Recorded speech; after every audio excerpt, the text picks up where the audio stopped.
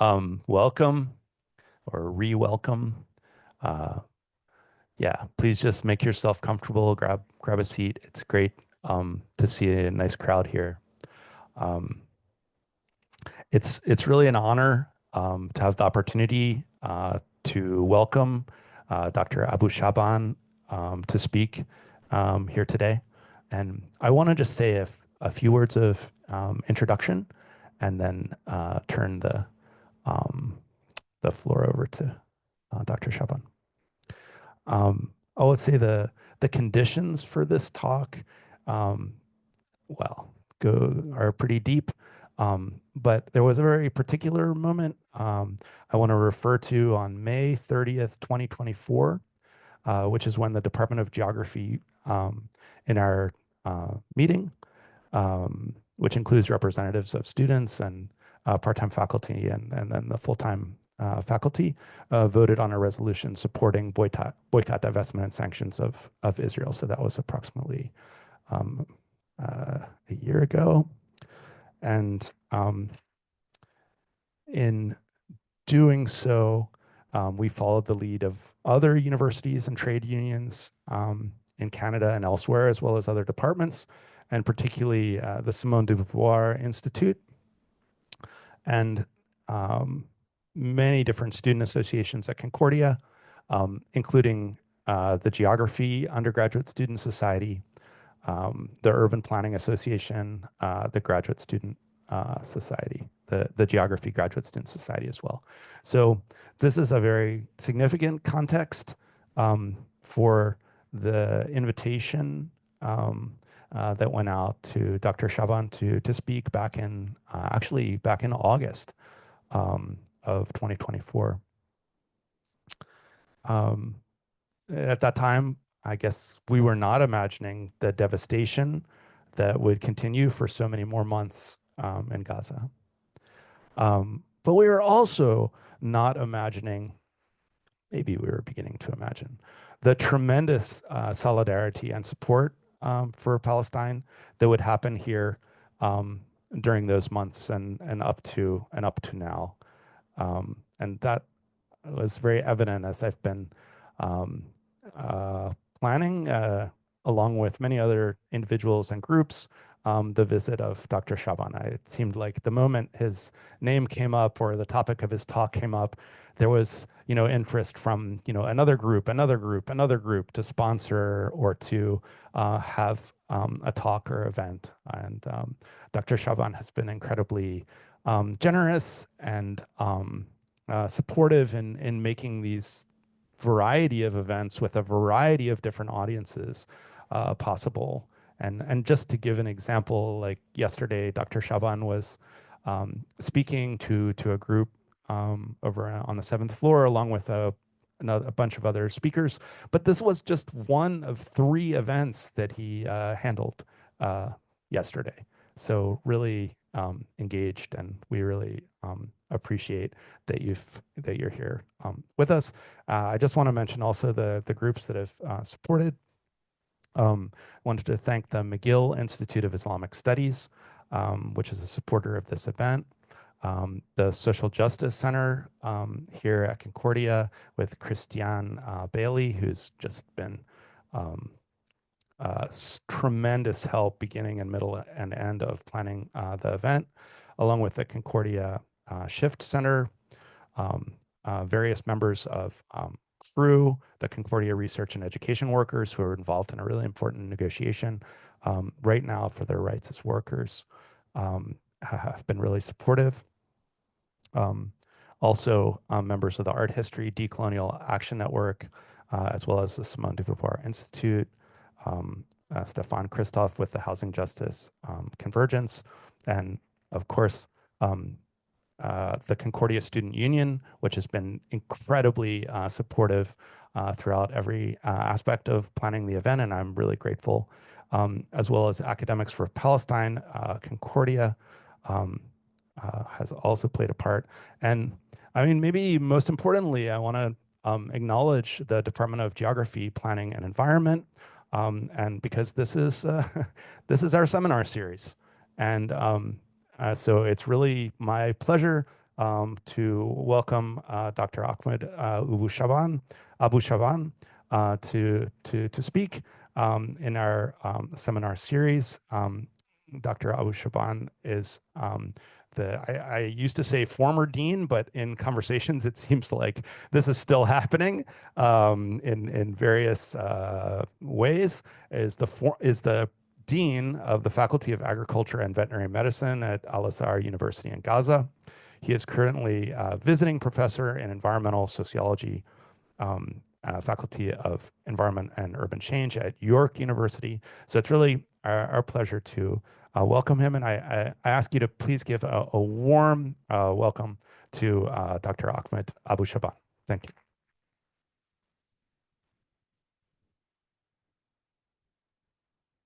Thank you very much. Thank you, Kevin. I really appreciate Kevin and all the organizers of this event and for all the efforts they have been doing to make this possible and to give me this great opportunity to talk to you about timely and very important issue, which one aspect of the ongoing atrocities in Palestine, the scholasticide and targeting of education system in Palestine. I mean, thinking about, talking about Palestine in general, we need always to contextualize it, because when you just observe the media, even the West in general, you just come to discover really a huge amount of misleading information provided in the media about this conflict. And we need actually to reflect the context of that issue. And then I'm trying also to present so how actually systems and means, aspects of life for the Palestinian were targeted.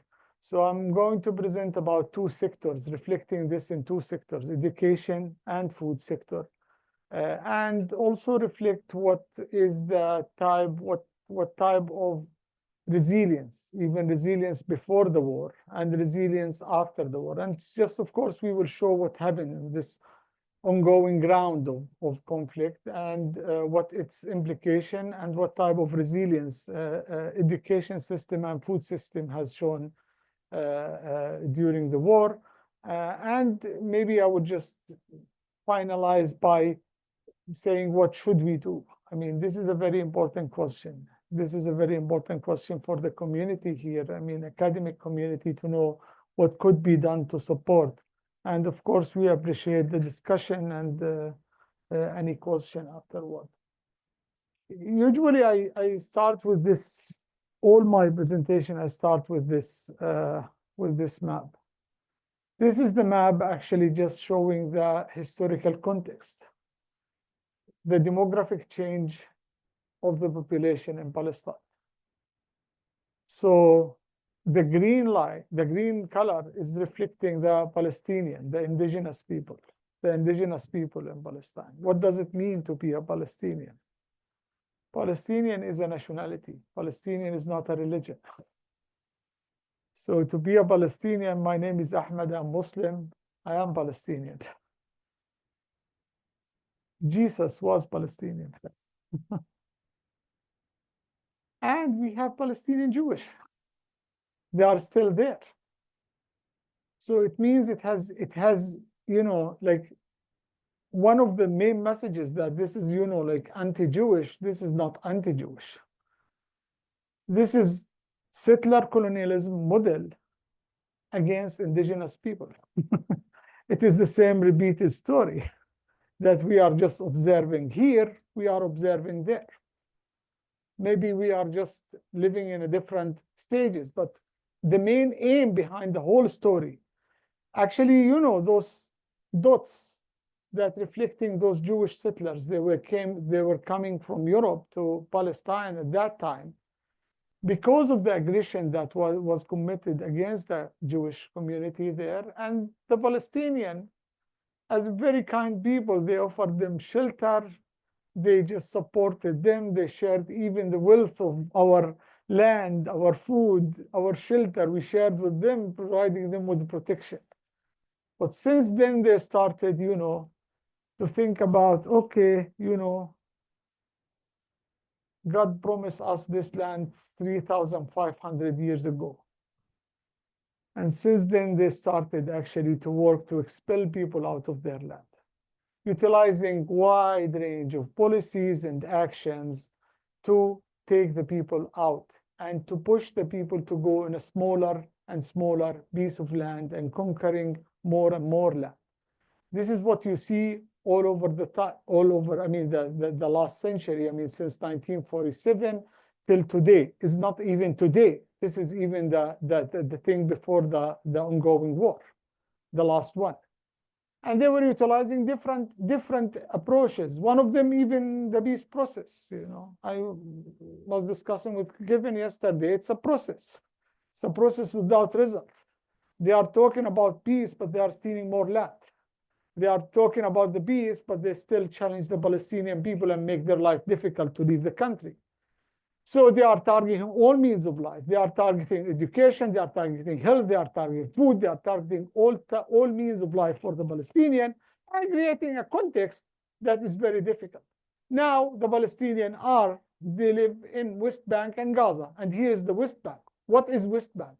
West Bank, you have around 3.2 million people live in around 227 geographically disconnected districts.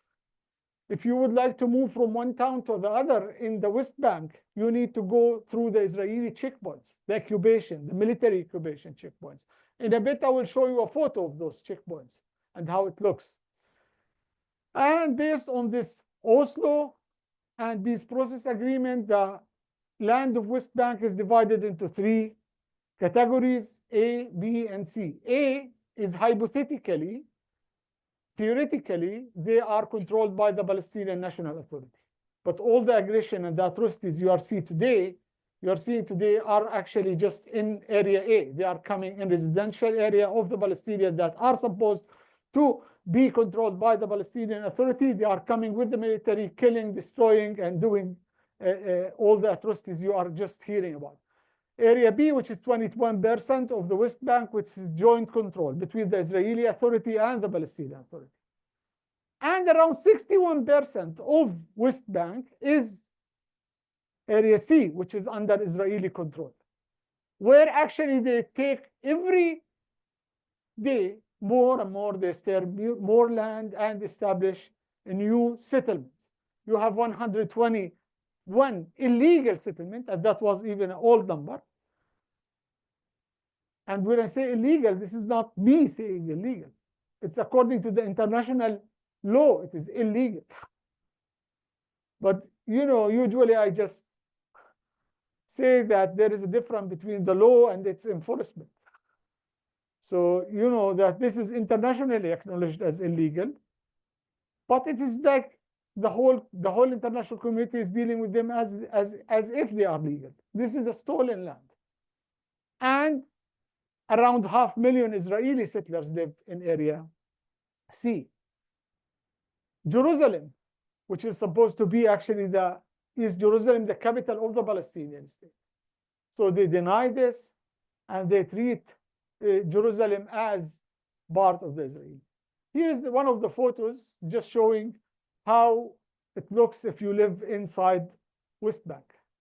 If you would like to move from one point to the other, you need to go through those checkpoints. Can you just, like, anyone tell me those corridors reminds you with what?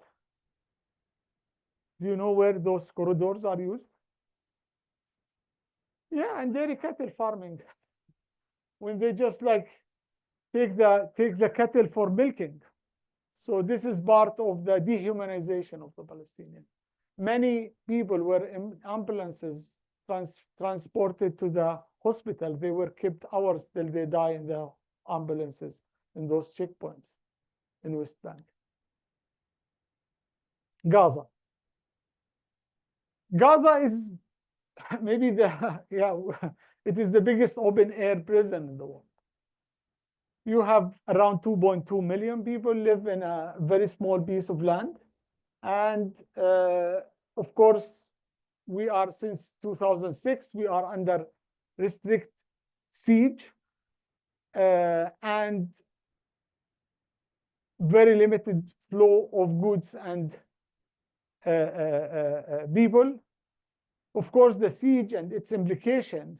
So it's very high level of unemployment, very high level of poverty, very high level of food insecurity, and that all before the 7th of October. Because this is very important. It's not the beginning of the story was not the 7th of October. And this is one of the biggest actually propaganda that is made by the Israelis, that all what they are doing now because of the 7th of October, as if there was no problem before the 7th of October. So now this is affecting all aspects of life: water, electricity, infrastructure, public services, food security, everything. Now, thinking about food system as one of those targeted sectors, the Israelis were trying actually very long before the war to keep all those sectors, all means of life, the system, to keep them fragile, that when they decide to switch it off, they can switch it off. Here is, what I'm going to present here is only about Gaza, because in the West Bank, so it has even similar stories, yeah? But in Gaza, before the war, there was something called access restricted area in Gaza. Do you know what is access restricted area? This is the area along the borders with Gaza, yeah? And this is even the width of this area. So it can be 1 kilometer, it can be 2 kilometers. This is a restricted area. So you are not allowed to access this area, and you are not allowed actually to perform agriculture. And this is eating up around 1/3 of our arable land. So this is, and they decide the decision actually about the width of this area based on the soldiers on the border. So if he decide to kill the farmer, maybe 2 kilometers from the borders, he would kill him. And the only justification he would say, it was access restricted area. Even Israeli human rights institutions were pushing the military, the IDF, to tell them what is the definition of that area. They never actually would like to say about it. So, and it's not only the land, but also the sea. You are not allowed to fish. The depth of our seawater is decided by the Israelis. 85% of our fishing capacity is restricted by the Israeli gunships.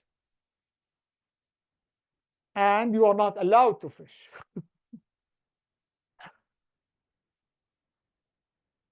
The only source, or the most of the, like around more than 60% of the food, or even sometimes 80% of our food, is coming only through the borders, what the Israelis are allowing us.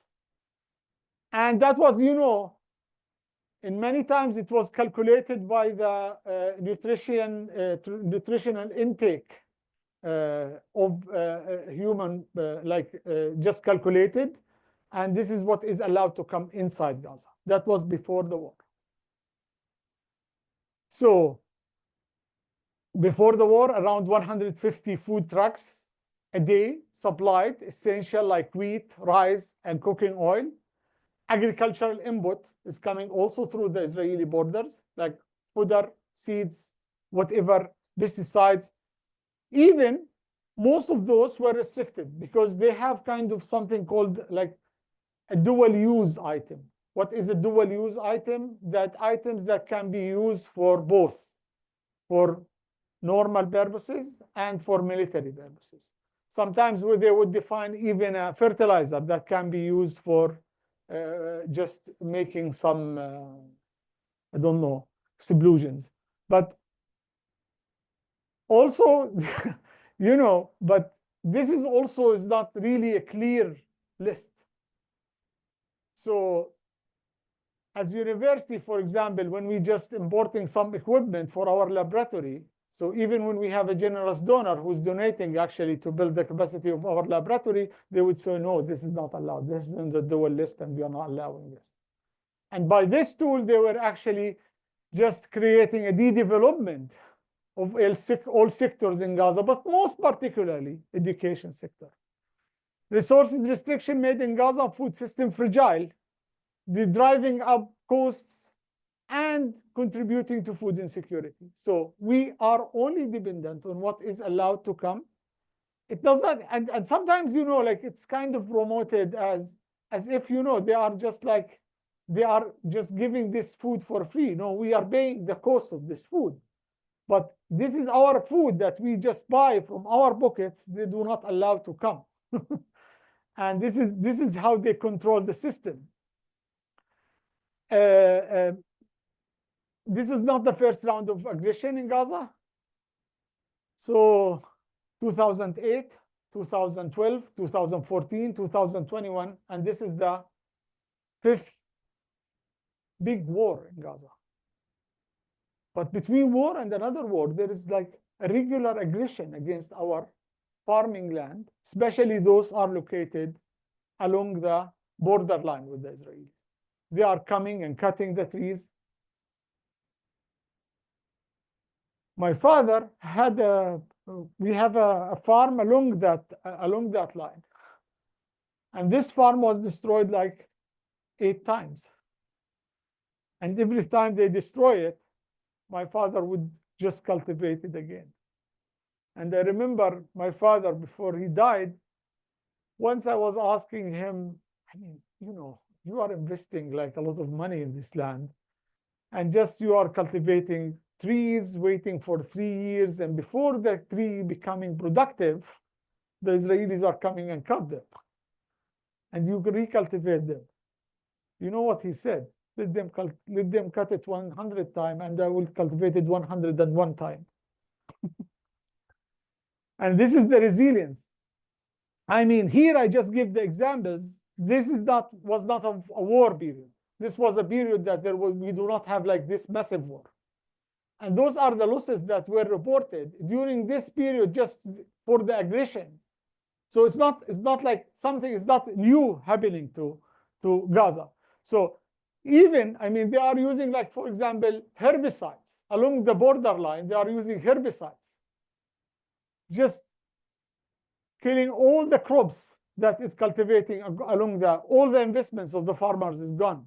And sometimes they are opening winter dams on our farming systems, on our farmers.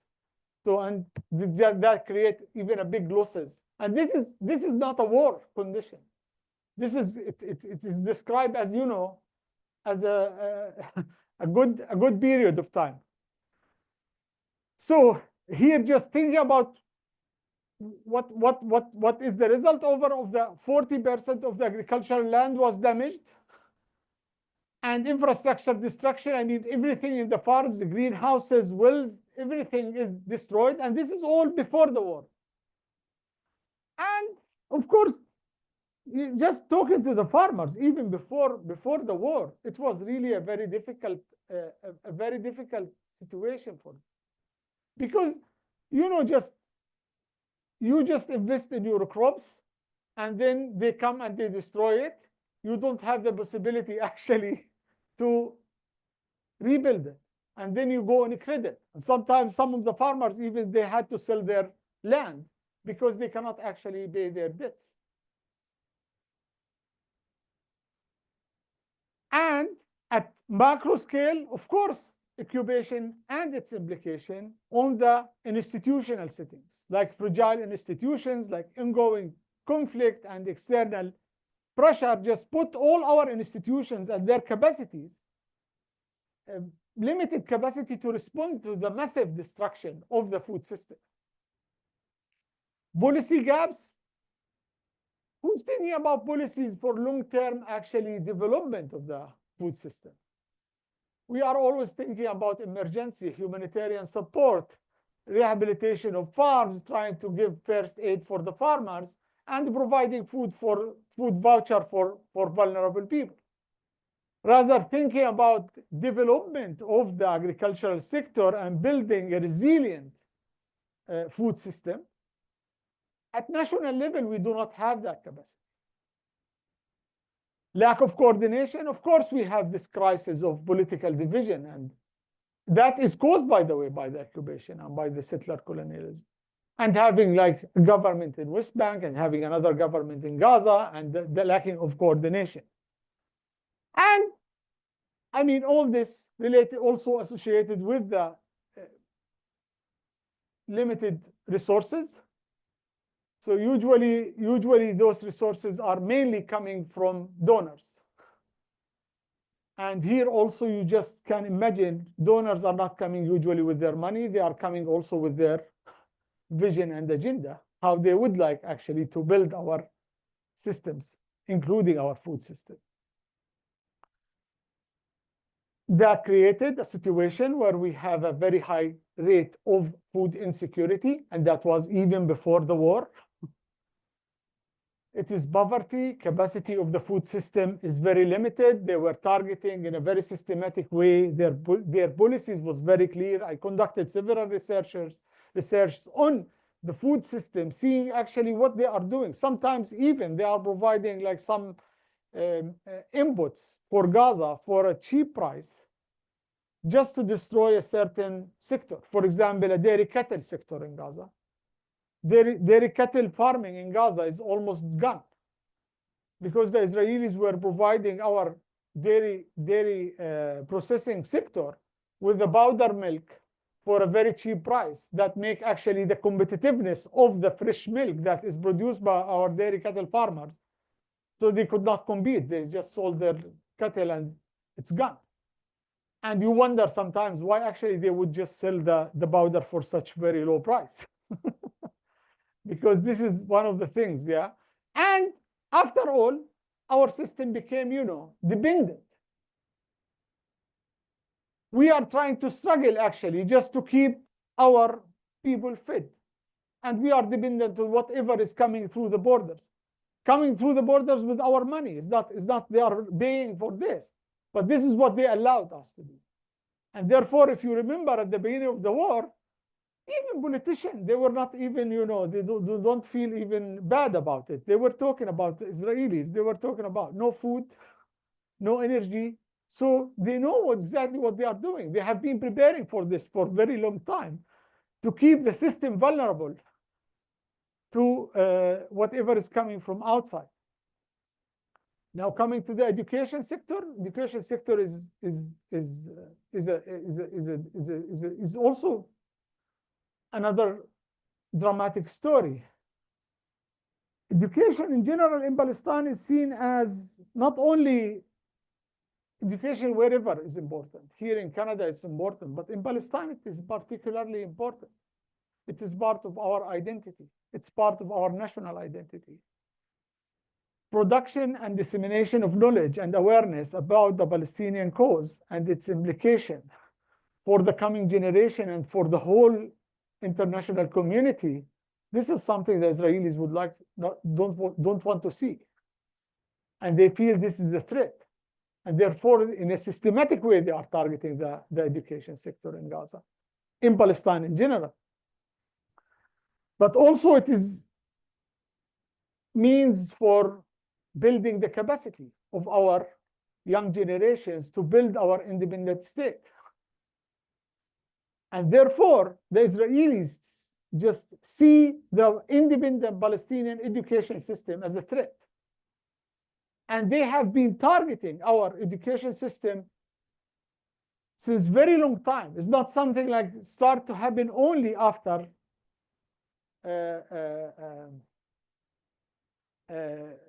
after the October 2023. So it's really funny because just talking about the history of our education, before the Israeli conquered West Bank and Gaza in 1967, Gaza and West Bank were administered by the neighboring countries. West Bank was administered by Jordan, and Gaza was administered by the Egyptians. And at that time, we were actually taught the Egyptian and Jordanian curricula. And when the Israeli conquered Gaza and West Bank, they did not allow for a Palestinian curricula. They kept the curricula, the Egyptian and the Jordanian curricula, to be taught in our schools. So I am a Palestinian. I was taught about the pharaohs. I was not taught about the history of Palestine. And the first time we started actually to teach our students about our history was when the Palestinian Authority was established. And we have a ministry, Palestinian Ministry of Education. And since then, the Israelis are challenging the Palestinian academic institutions, accusing them that we are just teaching our students, because what we are teaching our students is exactly what you are teaching about indigenous people here. Yeah, it's exactly, we are teaching the history of Palestine. We are teaching the history of this land. We are teaching the native language, the native. And I mean, very good example of this. My university's name is, the name of my university is Al-Azhar University. Who's just familiar with the name? It is Al-Azhar University, Gaza. The most popular Al-Azhar University is in Egypt. It's a very well-known, even in the whole Muslim world, Al-Azhar University.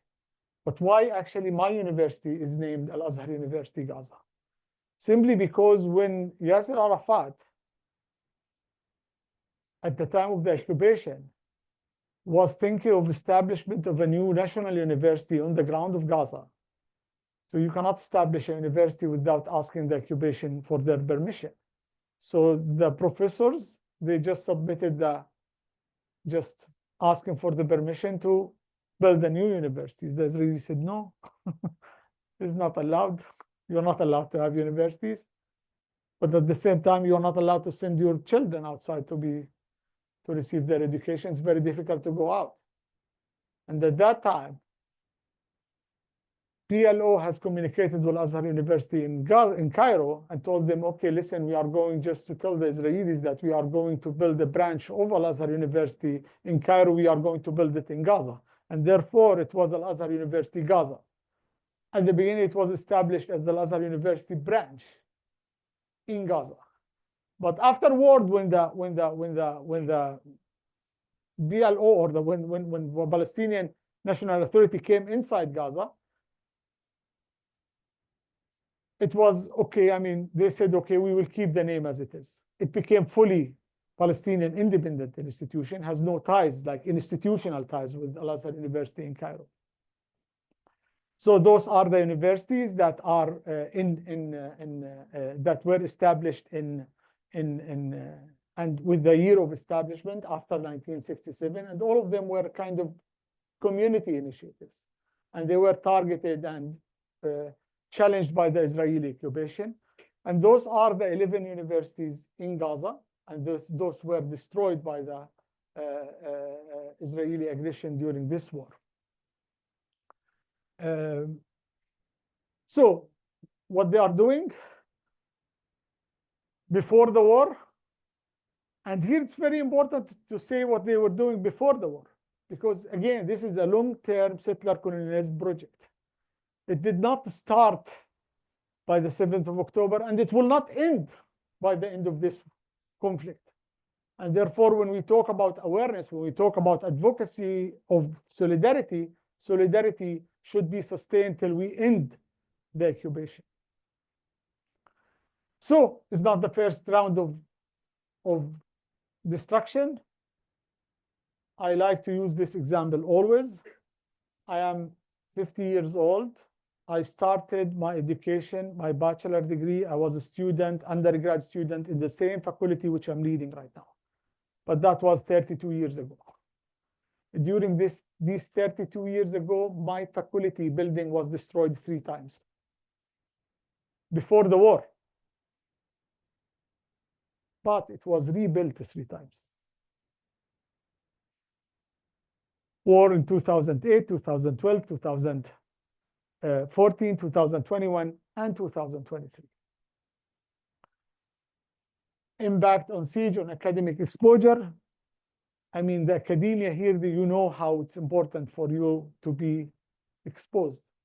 Conferences, traveling, this is not an option for the Palestinian academics in Gaza.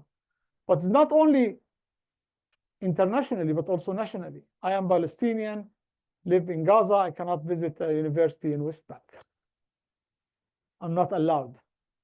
The first time I was allowed to visit Jerusalem when I was 40 years old. And the permit was coordinated by the Canadian government because I was conducting a study for the Canadian or working as a consultant with the Canadian government. Economic deterioration and financial strain. So the only source of income for our academic institutions is coming from the student fees. And the student fees they are not capable because of the unemployment and poverty. So we just keep providing them with the services without asking them to pay the fees. And this is actually just put financial pressure on our academic institutions. Several months, we could not actually pay the salaries of our staff. We just pay part of the salary. Loss of life. I can just name my colleagues and my friends who were killed by the Israelis since I was a child in the primary school till I'm now a professor at the university. I can name in all stages of my education. I can just name the people who were killed by the Israelis. Restriction on academic resources. I mean, again, the siege and its implication. Even sometimes when you get a donor who's willing to just build a laboratory, we just get the money, we just buy the equipment, but the Israelis do not allow the equipment to come in. Material, for example, to go for a physics lab or a chemistry lab, this is forbidden. Actually, but before the war, the Palestinians were actually just showing even a resilience model, both in food, but also in education. Adaptation to restricted land use. Farmers, usually, I mean, like in those areas that access restricted, the farmers would keep just farming them, but they do not invest like in a high investment there. So they don't know that whatever they are going to cultivate there, they may lose in any type of aggression. So okay, any round of aggression, we will lose it. We will not invest too much there. Asset sales and loans, they don't have anything to pay their debts. Then they sell their land. Water resources management, which is one of the very good projects that was funded by the Green Climate Fund. Because of the water scarcity and water challenge in Gaza, that is caused by the occupation. And I mean, water issue is a big issue there. There was an attempt actually, and this is really, it's a long story. I mean, we have a big treatment plant in Gaza, water treatment plant, sewage water treatment plant. And that was supposed actually to be finalized in the year 2000. I did my PhD on that treatment plan to analyze the socio-economic impact assessment of using the treated wastewater in irrigated agriculture. It was supposed actually the project to be finalized, and it was funded by the World Bank, to be finalized and operating in the year 2000. It came in operation in 2020. Because the Israelis did not allow the equipment and the infrastructure material to come in. And what happened with this, at the time when it was finalized and was given to the operator, the public sector to operate, they said, okay, but we cannot operate because we don't have money to do it, because the people don't pay the fees for water treatment because they don't have the money to pay for that. And then they were thinking about two things, because by the time it was operating, it was already like, it was the load of the wastewater coming to this treatment plant was too much and it was overloaded. The treatment capacity was very low. So infiltrated water coming to the groundwater is a very low quality. And there was a great fear that the water, the water table, the groundwater will be contaminated with non-properly treated wastewater. And therefore, they were thinking about something called a recovery scheme, where they just dig 28 recovery wells where they can get the not properly treated wastewater. They can get it and pump it to farmers to use it instead of using the fresh water. And because the operator does not have actually the money to operate, they establish a solar energy plant to produce the energy to operate the treatment plant. And that was finalized just shortly before the October 27th. And that was one of the first projects that was destroyed by the Israelis. The solar energy and the recovery wells. Rebuilding and rehabilitation at all levels. Like people would just like, this is became kind of a usual practice of their life. They destroy and rebuild. Rebuilding, universities, actually, we just kept, as I said, my university, my faculty was destroyed 3 times, but we rebuilt my university 3 times. This is the research station where you see those students in the Faculty of Agriculture. And that photo was taken after we rehabilitated the greenhouses that were destroyed by the Israelis. Financial struggles, usually we have like budget cuts. Sometimes we could not pay even the salaries of our staff. Global engagement, we were just like shifting on all this like global engagement, like online global engagement, instead of just being part of the international academic community. Here, reflecting what happened during the war. During the war, it was really very systematic. They are following the value chain of food system by all its components. Here, just showing the water destruction. So here is the wells that they were destroyed by the Israeli bombardment. And this is a FAO study. Here showing the crop, the volume of crops that were targeted.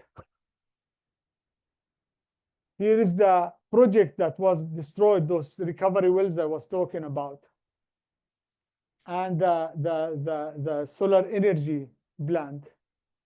Here is the destruction of the livestock sector.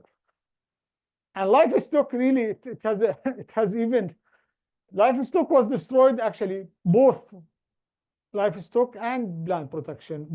But livestock, what they did, they targeted the shelters of animals and killed the animals.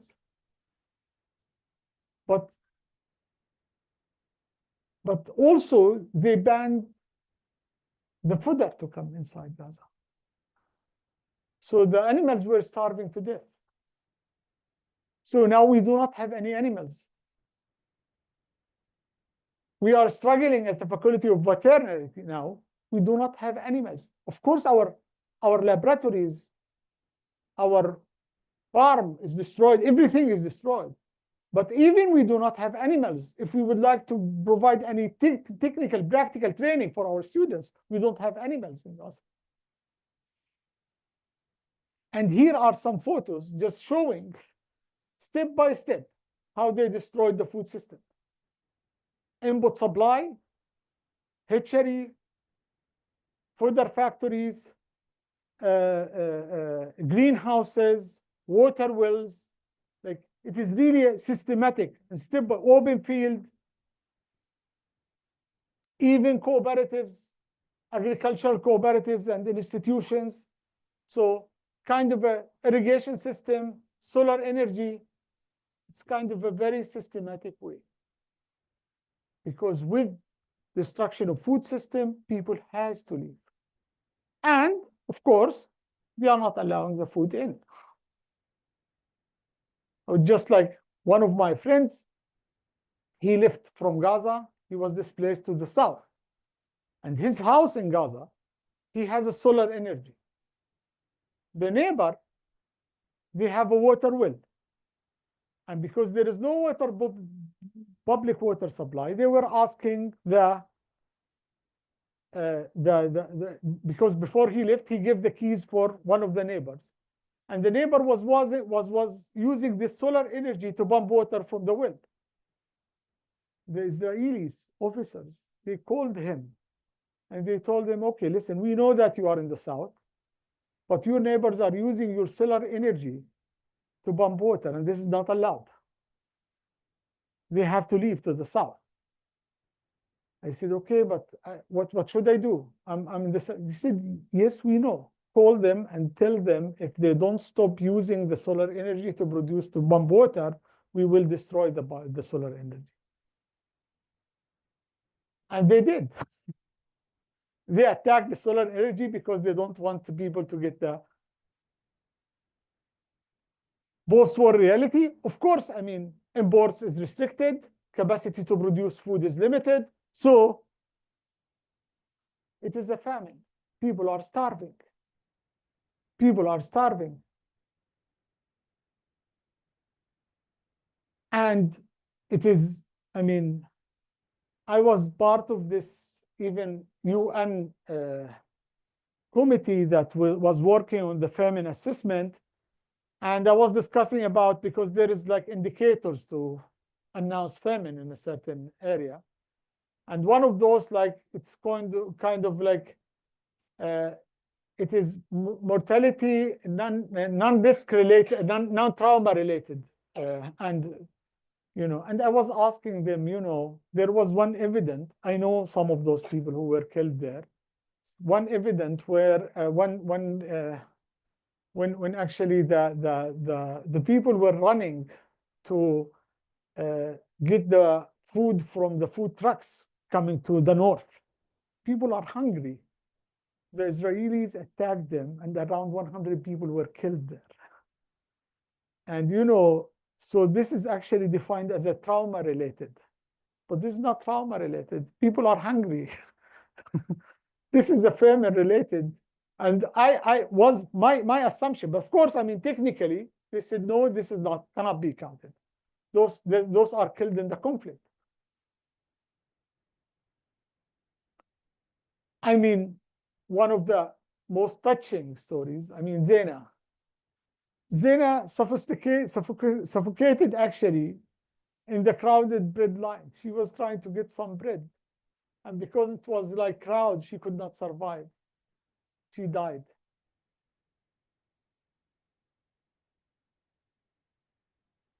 And Azim is one of my students.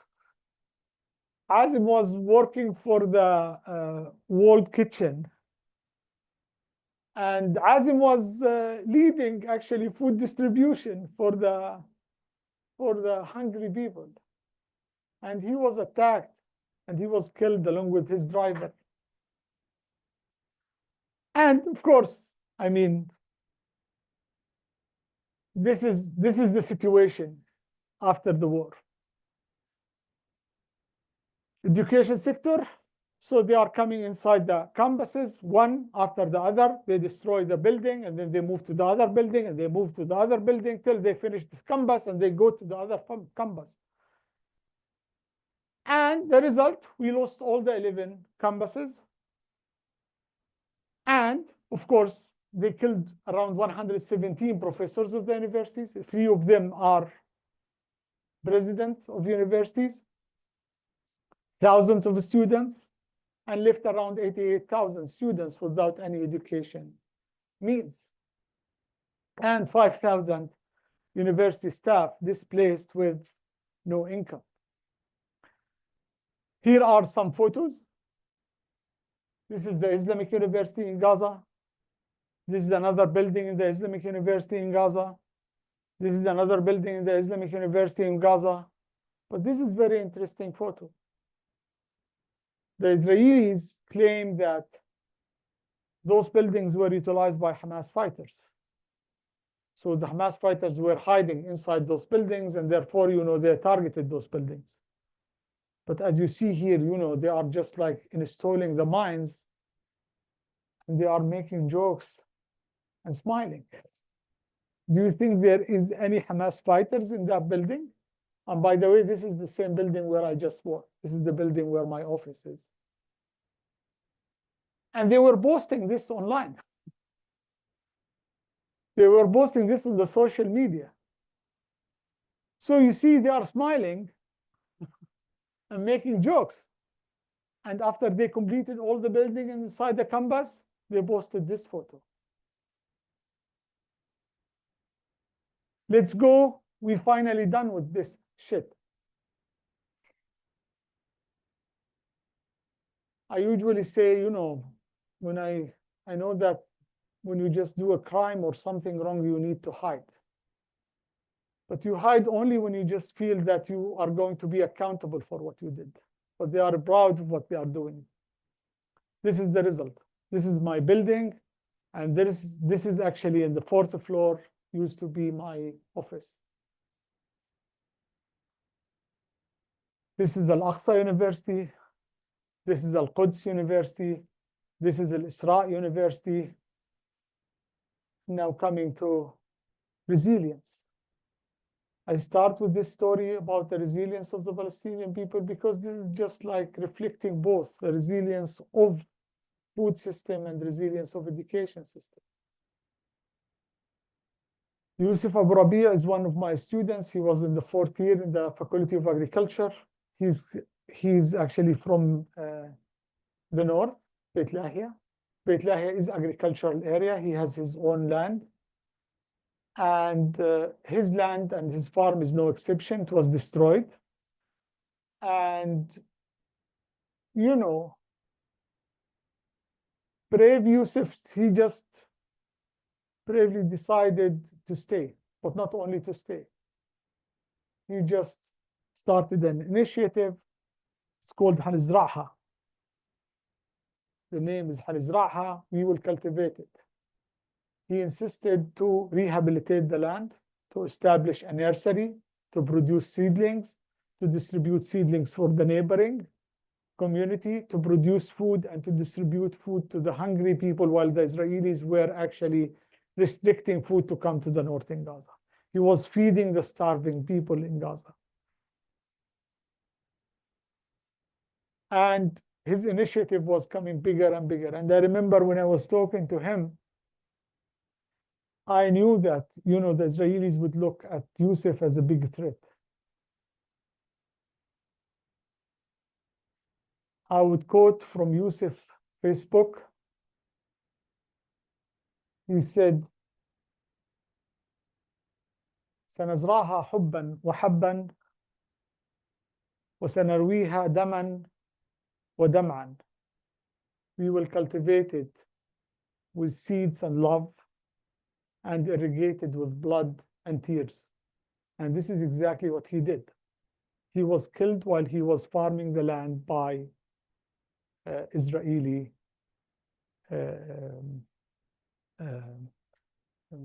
they call it air attack from, they call it quadcopter.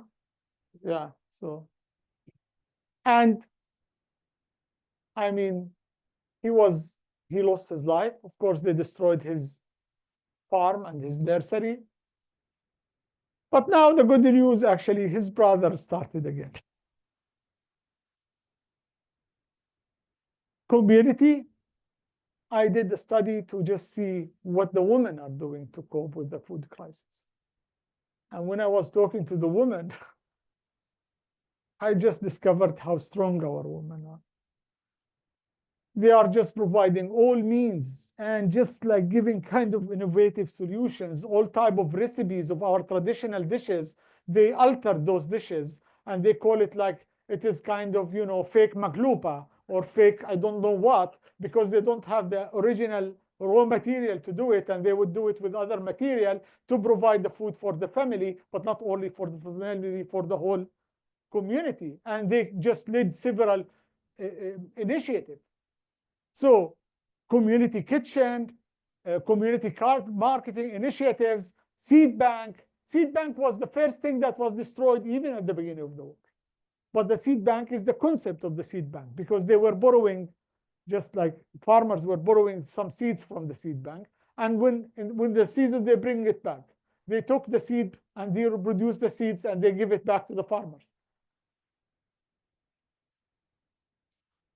Women farming advisory services, Solidarity Cafe for women, and all those like micro solar irrigation and like several solutions they were provided to support the food system in Gaza. Education, I mean, yes, at the beginning it was really a catastrophic for us, and we were shocked.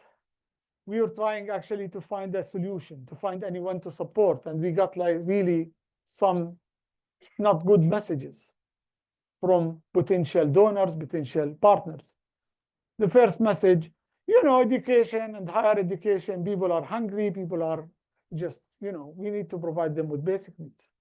Thinking about higher education is not a priority right now. But that was not the worst. The worst message was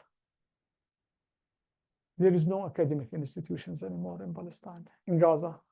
It's already destroyed. We have some students, we need to find them a solution.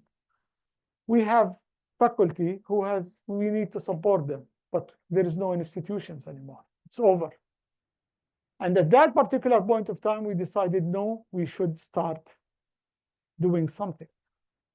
The first thing, we announced a very important statement. I hope that some of you just came across this statement by the Palestinian academic institutions in Gaza with the main message.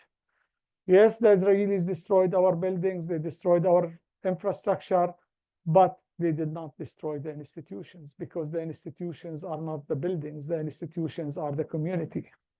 And we are still there, and we will resume our mission on the ground of Gaza. The second thing we did, we started online teaching. I mean, yeah, when we started, I mean, it was very difficult. Many people even would just like, you know, really? Online teaching? Students live in tents, no electricity, no internet. What are you talking about? But we thought, you know, because now our presence on the ground of Gaza is the target. No, we will start. Even if we have one student out of the 14,000 students in my university, and Al-Azhar University was the first university to start. We got 10,000 students signing up for the online courses. And many stories. Yesterday in the event, I just told the story of one of my students. Salim Maroof, he was injured inside the hospital with his family displaced in the hospital with the Israeli tanks surrounding the hospital, threatening them to get out of the hospital.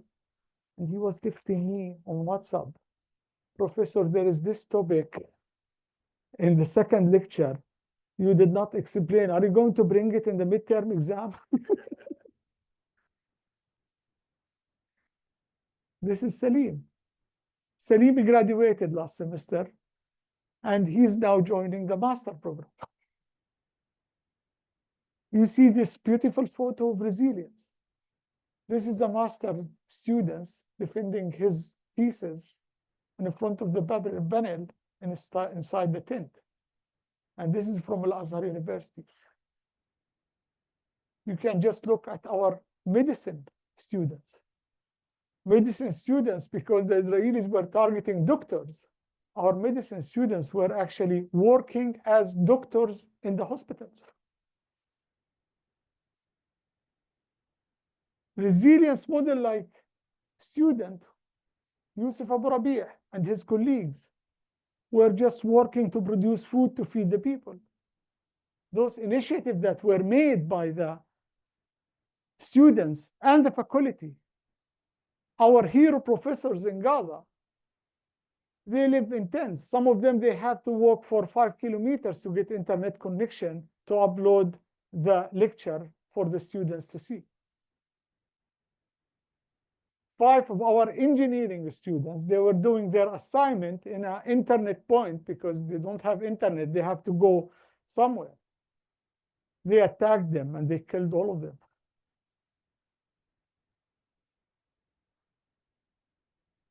I mean, what should we do? I mean, the first thing we need to think about as academic institution is we need to do research. I'm just giving here the example of food system, but research is needed in all sectors in Gaza, all sectors. Thinking about food, education, health, infrastructure, environment, sociology, economy, all sectors, there is a unique, and it has a severe implication on the people. Why we need the research? We need the research for two reasons. First reason, we need to document the ongoing atrocities in all sectors and its implication on the people through scientific research.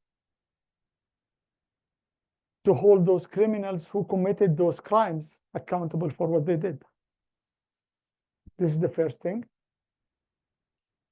But the second one, you all saw what Trump was presenting. This is kind of extreme vision of how he would like to see Gaza. Yeah. And many donors are expected to come based on certain geopolitical context to rebuild Gaza. If there is a geopolitical context that would allow for such thing. Now, how to do this? Usually donors are not coming alone. They are coming with their money, but also their vision and their agenda. Our mission as Palestinian researchers, but also as all researchers in solidarity with Palestine, ethically, we need to tell the Palestinian narrative, the Palestinian vision. I was in a meeting with my colleagues here in Concordia, and I just told them, you know, as a professor at university in Gaza, I would like to be consulted how our education system rebuilt. I don't want someone from outside to come to design our education. Because this is, I believe, you know, the land speaks the native language. And we are the native of this land. For the education, of course, we need the financial support. I mean, through the emergency committee of Gaza University, we established a scholarship fund that is conducted by Welfare Association. It's called ISNAD, where actually they are collecting or just raise fund to pay the fees of the Palestinian students in Gaza University. By this way, they are supporting the hope for the Palestinian students in Gaza, but also they are supporting the resilience of the Palestinian academic institutions on the ground of Gaza. Supporting shifting to distance learning modalities, thinking about not only equipment, but also restructuring the policies of the education to fit within the system, at least till we just rebuild our institution. Volunteer teaching, and maybe here this is somehow challenged here in Canada because it's only the Arabic speaking in some fields. Joint research, which is very important, joint research, but again, it's at the institutional level to support the institutional capacities and resilience of academic institutions in Gaza. And please keep talking. It's very important to observe that the Western media and how they represent the cause of Palestine and the wrong messages that is given by those is really, we need just to tell the story, to advocate. So please keep talking. Please keep reflection on the Palestinian cause and the aggression that is performed against people in Gaza. Thank you very much.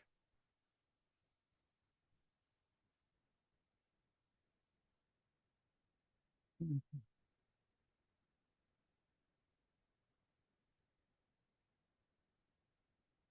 Thank you.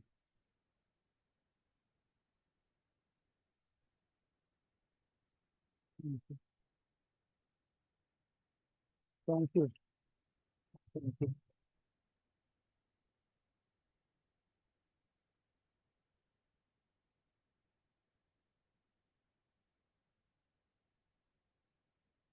Thanks very much for your talk. And now there's time for some Q&A. Both the online folks and folks who are here. Also, just to be aware, we have a reception at 1:30 with some refreshments and also some things to bring home for those people who are fasting. And that, yeah, it begins at 1:30 and you're all invited. It's just across the way in the Shift Center.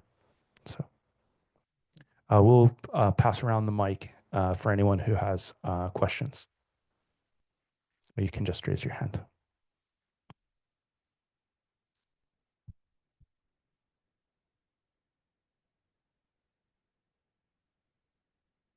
Thank you very much for your talk.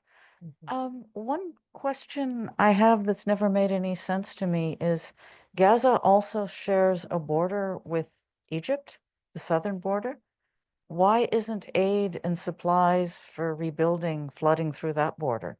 There's a story that we're just not hearing at all. That's total silence in the press. Simply because it's controlled by Israel. And because Egypt is not willing actually to get war with Israel. That's it. So the Israelis, most of the aid actually are standing on that side of the border. And all of them are waiting the Israelis to allow this to come in. So a strip of a certain thickness is controlled on the southern border. It is, it's language of power. It's language of aggression again. So it's not, I know that like even those one of the messages that sometimes is misleading, that you have your neighbors, yeah. So why your neighbors, Arab neighbors, are not helping you? Because they are not capable, and the borders are because this is what is meant. They want the people starving. They want the people with destroyed health sector. They want the people with destroyed education system. One of the, it's really it's really funny to know right now, what among the things that are not allowed to come even after the ceasefire. Now nothing is coming nowadays, like since 5 days, nothing. There's no food, even nothing. They are not allowing stationery for education. It's very difficult to find even a piece of paper or even a pen for your child to, even if you want to teach him at home. It's not allowed. Seats are not allowed. Fodder is not allowed. And this is kind of a very systematic siege with the aim of people to say, okay, we are leaving, we are not staying. And they are putting the pressure on Egypt to accept that and to open the borders for the Palestinians to leave. So their interest, for me, what I believe, has nothing to do with Hamas, has nothing to do with the hostages. I believe their only interest is the land. And yeah, I mean, it's controlled by Israel. So the borders, yes, the border is there. So you can see it on the TV. So all the even aid, food aid, is even going bad in that side of the borders because they have been waiting for a very long time, and now food just goes bad. Yeah.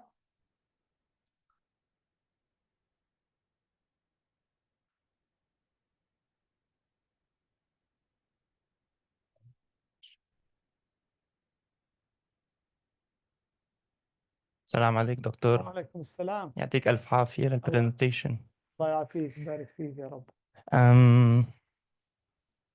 One question I had is, being at a higher education institution, we're often taught that research is slow, can take time. And one of the points you mentioned for the resilience of Gaza and the food systems in Palestine is that we need research and we need to inspire ourselves from resilience models and from different stories.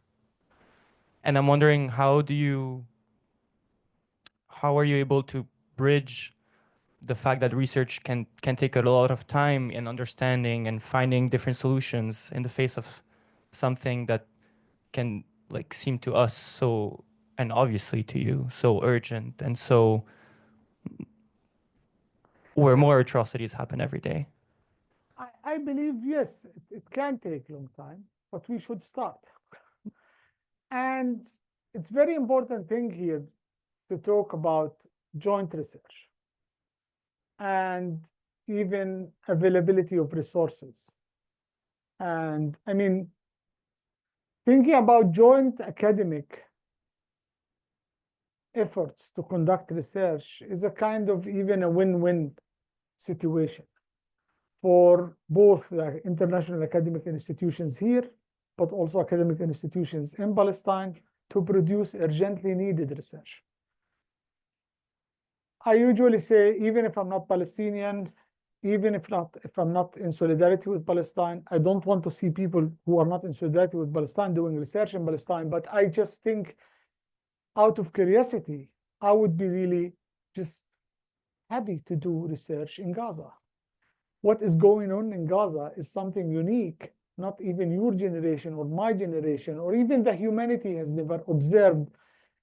Filmed genocide is going on. Yeah.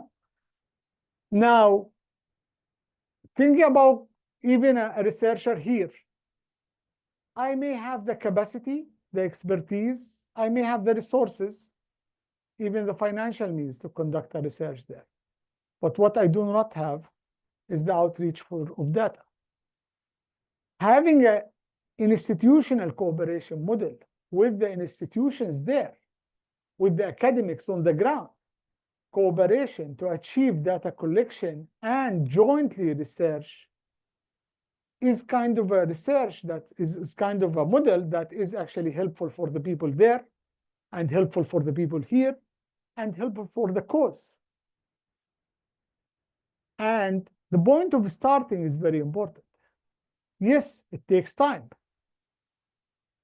I was presenting last week and I was asked about research. I mean, it's really, it's really crazy over there. Now thinking about research, I said, yes, we need to do the research while the war ongoing, because we need actually to document what's going on the ground. One of the main models that I'm just, I got now I'm just involved in a research, joint research with London School of Economy. We got a very small fund. We are funding like 10 students in Gaza. The whole team in London School of Economy, me, myself, all of us, we are working on a voluntary basis. But we got like fund for our students to collect data. What kind of data they are collecting? Blogs of their daily life and related to food and water consumption for the household. And reflection from different areas of Gaza and the implication of the siege and restriction of food at household level. I mean, like reflecting what they ate today or yesterday, and how they got the food. Or I mean, yeah, such type of even doing this while actually the aggression going on is very important, because this is part of the documentation process of the atrocities and the crimes that are committed against the Palestinian people. Thank you so much.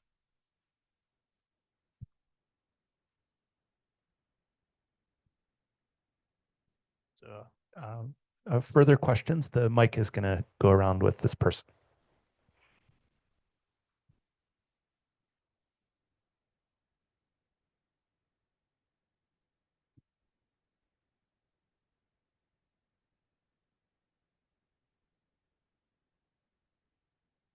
Thank you so much for such a difficult period and summarizing it in 1 hour. I think it's such a big challenge, and thank you so much. It was so informative.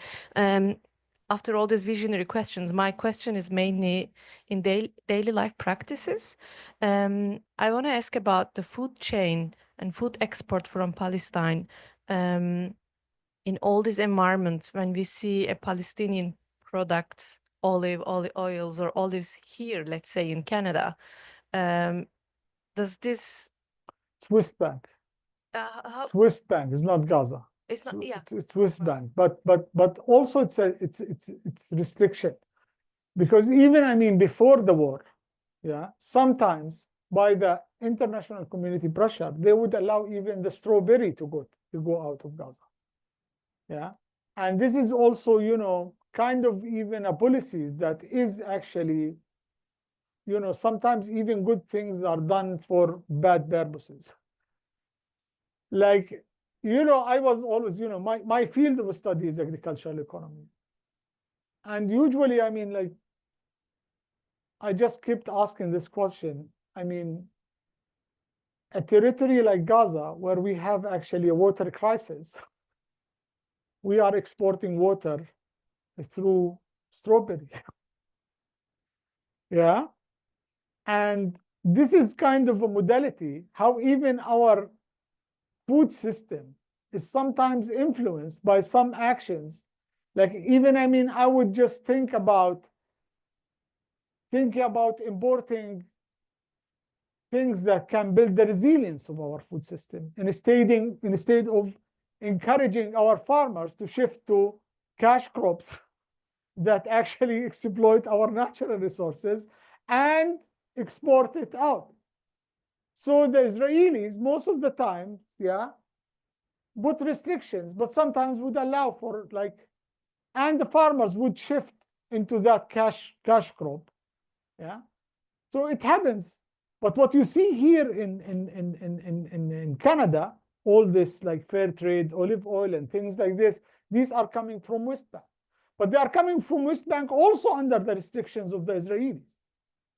Because this is kind of, you know, like, and most of those are supported by international NGOs. They're trying actually to help the resilience of the farmers. And because of this international like community pressure on the Israeli authorities, sometimes would allow this. Yes. Yes, please.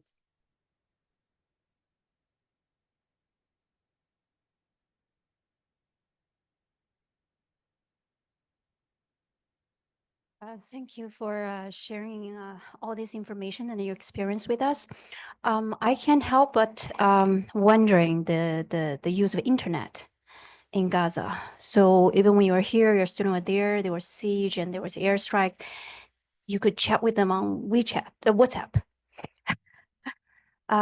So I'm curious how the internet is functioning, and so certainly you mentioned also some points there's internet, but not other areas. So where are the signals coming from? Why is it not yet completely destroyed by Israel? I'm just curious about that. It is not completely.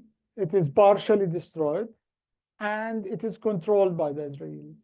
So again, you know, there is a national communication company. They are providing internet connection, and they are allowed by the Israelis to do some maintenance in some areas. In some areas, they are not allowed to do this, but there is a partial weak internet connection, and therefore we do not have even live lecturing. So we have only recorded lecturing. So I just record my lecture here, upload it, and then the student there, whenever they have the internet, when they can get the internet, they can download the lecture and they can see the lecture. Even our exams, which is, yeah, I mean, like, I think maybe students of Concordia will be happy to have such exams. So we open the exams for 12 hours. It's open exams. It's kind of like even, you know, like, but we cannot just open it with a timer, because if the student gets an internet for like 2 minutes and he has no internet, then it's gone. Yeah, so we just like adapt to the weak internet connection. It's very weak, and even the capacities there is very, I mean, like, it's very, laptops are not allowed to come in, mobile phone are not allowed to come in, so they are using their old laptops. Now, even now, when I just communicate with the secretary, for example, or any administrative staff from the university back home, yeah, and we need just to do any kind of like administrative issue for students or something like this, he would just tell me something like, you know, I need to wait a little bit because the laptop is utilized by other employees because they are just like standing in a queue to utilize the laptop. Like you have 5 employees and with one laptop. Yeah. So all those difficulties, yes, it's very difficult, it's very challenging. And it became even like sometimes kind of like enterprises. Like some people would just like invest in internet connection and it's somehow costly. And they just create kind of internet point. But this is also kind of risky because the Israelis, many times, people who are gathering in this area, they just attack this area. And many times people are killed there. Like, as I told you, like 5 of our engineering students were killed because they were gathering in an internet point and they attacked that point. All of them were killed. Yeah. Oh, sorry, I have a question Yes. from online from Amina. What can be now the most effective economic and political strategies to pressure Israel into ending the weaponization of food and education in Gaza? It's very good question. Once I believe international community should stand against the Israeli aggression to stop it. And once I was asked by one of the students, do you think the international community would just act for this? My answer depends on how you define international community. For me, you are the international community. It means, this bottom-up approach to put those decision makers who are complicit to the genocide, to put them to take the action and the proper action to stop the genocide. So this is very important. Therefore, I see our battle of awareness, our battle of delivering the correct message, and to create this. Usually when I just start teaching here, I got really a very nice thing, got to learn about it, which is the land acknowledgement. It's really a nice thing, yeah? But the first thing when I just tell the land acknowledgement for my students,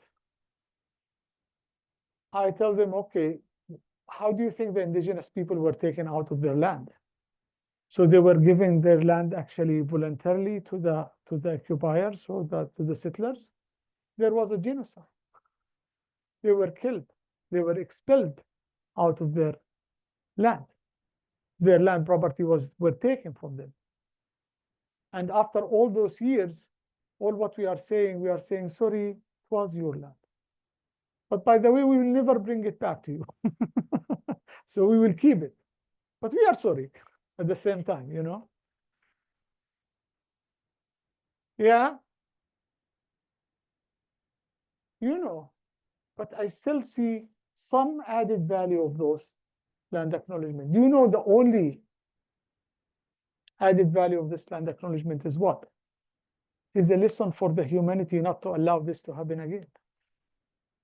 Because if the humanity allowed this to happen again for the Palestinian, in 50 years to become as a Palestinian kind of a land acknowledgement, it means there is no need for all what we are doing towards the indigenous people or the land acknowledgement. Because it's a very good lesson from the history. And as people, we need all together stand against this. It's not for the Palestinian. I believe it's for the humanity. We need to stand to say no. We should not allow this to happen again. Yes, I think this is the only way. If the people would just act to prevent that. Yes, please.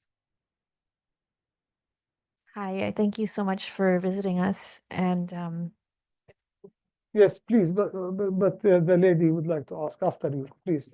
No, please. I just wanted to say I appreciated your insight on what research looks like and what it means, and specifying it to the data collection of what's happening in the moment, like what people are eating and doing to survive and stuff. From an indigenous perspective here, we went through a genocide where there was not witness and we did not have access. So I find in relation to the land acknowledgement, this is a very I personally feel a very strong urge to conduct joint research because I feel we have a way to give access to a way that we didn't have at the time. And it's kind of amazing that we can be far and make that link. So it's more of a thank you for bringing up something specific, because I think here we're dealing with a lot of academic repression on our campuses, and it's hard to even have these conversations like in person. So it's more a thank you, and any advice beyond that, any of your wisdom and advice is really appreciated. Thank you very much. I really thank the opportunity to talk, because just it gives me the feeling of comfort that the Palestinians are not alone. I do appreciate all the solidarity you are working and you are providing. And I mean, multidisciplinary research is needed in all fields. Thinking about, as I said, I mean, all means of life are destroyed. But even collection of evidence on the situation, documentation of the stories of the people, just filming of the atrocities. Like, you know, many dead bodies are still under the rubble right now. I was talking to my friend 2 weeks ago, and he was just, he lost his brother and the family of his brother. I mean, it means the wife and the 4 kids. At the time of the attack, in December 23, they were able to pick only 3 dead bodies. The other 3 bodies are still under the rubble. They could not get. And he was like, you know, he said, I'm just trying to struggle to get some equipment, but it seems to be we do not have the equipment. And then I'm trying to hire even some labor to do it manually. But this can take up to months.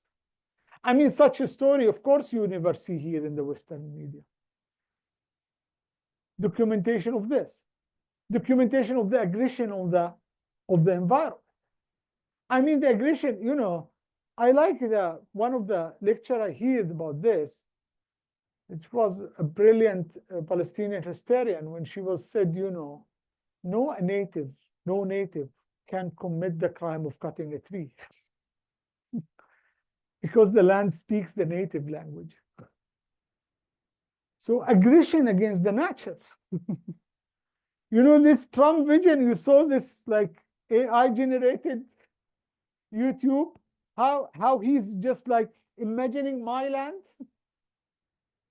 Yeah, I mean, this is the, yes, please. Yeah, thank you very much. But I think there are like a numerous way, I mean, wide range of research that can be done. Yeah.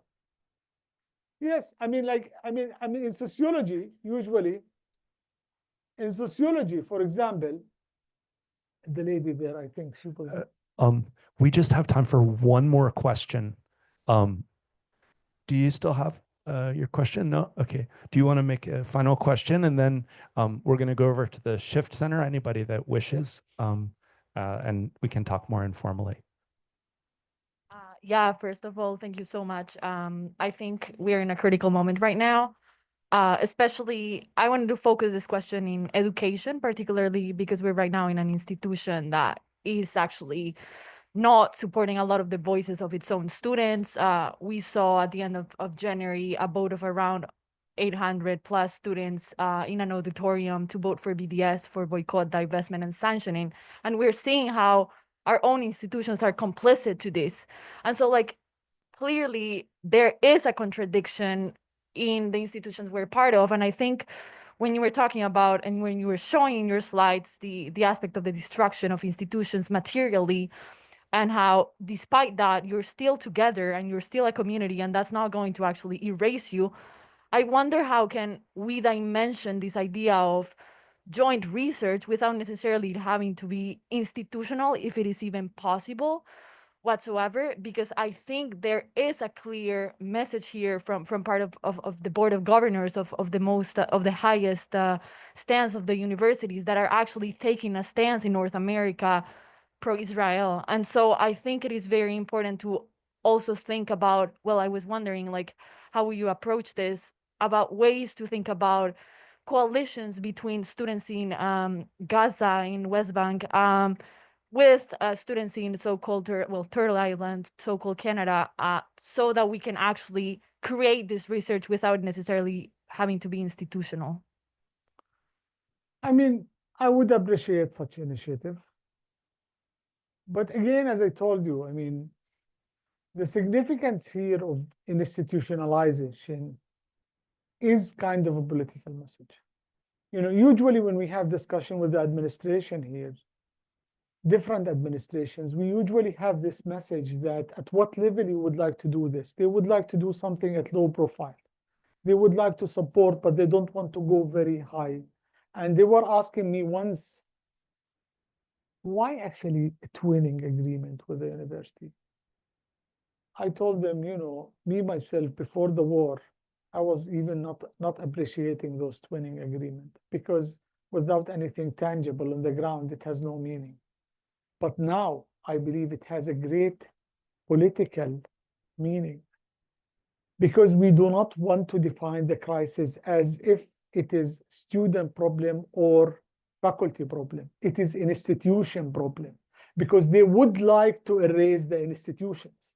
And therefore, whatever cooperation model should come through the institution, because we would like to keep the institutions on the ground of Gaza as a meaning of, yes, they destroyed the building, but we are still there, and we are still acknowledged by the international academic institutions. We are still conducting joint research. We are still having cooperation with the international community. And this is very important. Yes, I mean, initiative at students level is always appreciated.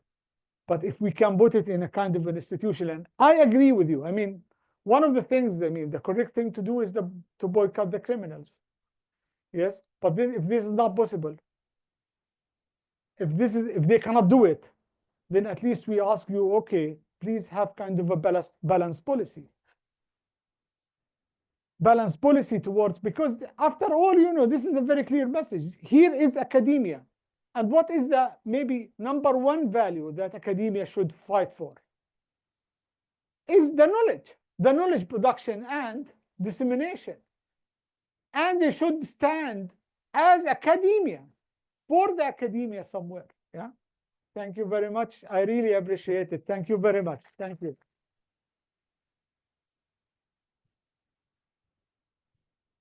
Thanks, everyone. Thanks, everyone. There's a really beautiful spread just across the way, so please come help yourselves. Thank you very much.